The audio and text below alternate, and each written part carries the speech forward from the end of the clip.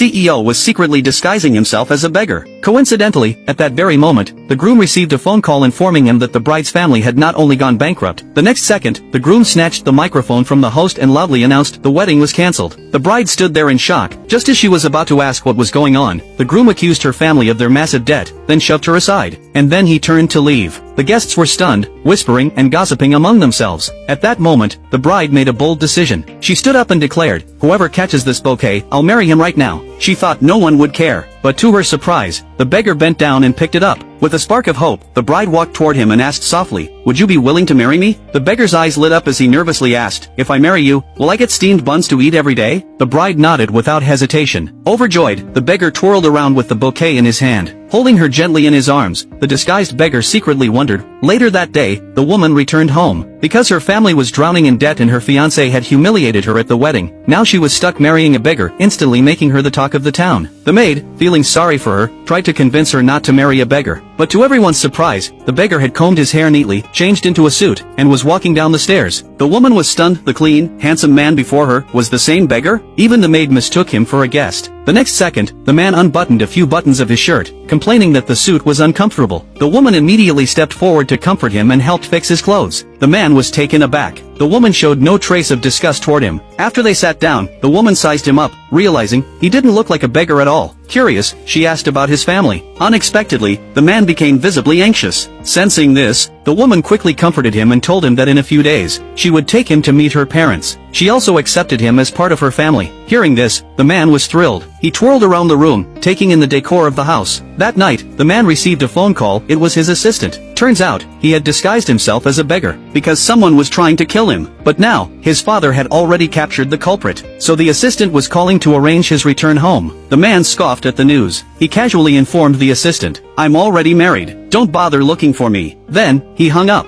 Just as he did, the woman walked in, bringing him clean clothes. But the moment she saw him, she couldn't help but admire his figure. The man approached her, wanting to hug her, but she shyly refused. She handed him the clothes and quickly left, blushing. Outside the door, the woman couldn't hide how deeply she was drawn to him. After changing clothes, the man intended to go to the living room to look for her, but his phone rang again. It was the assistant. Apparently, because he refused to go home, his father was now threatening to strip him of his inheritance. The man panicked and told the assistant, "I'll go home right now."